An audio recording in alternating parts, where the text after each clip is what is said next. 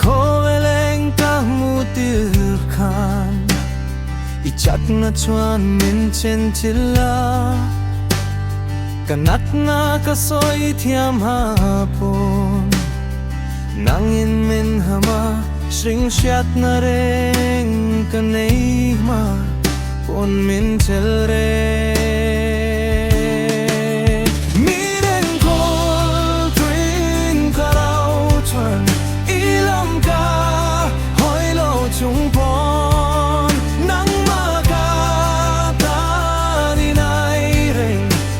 dòng lô nang in min dòng mù mi sual te trian patiani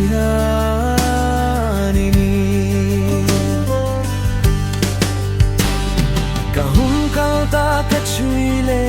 da kanung ka en tu ai nge tra ma se khang hun liam ta khan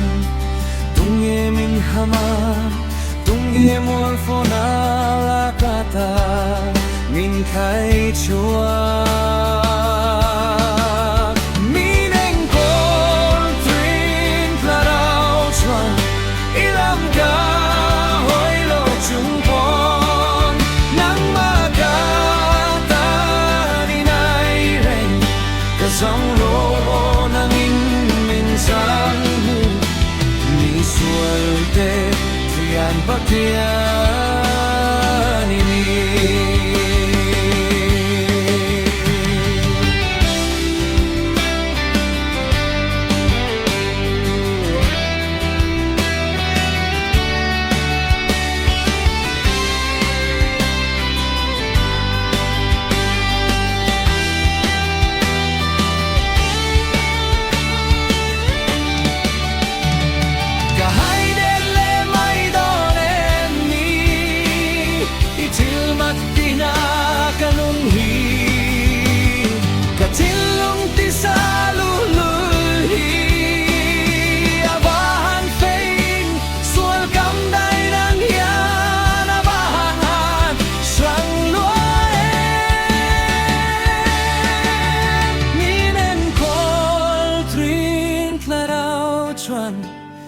ilam ka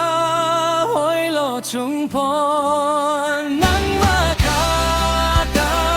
ni nai reng ka song lo nang in min song mi sual te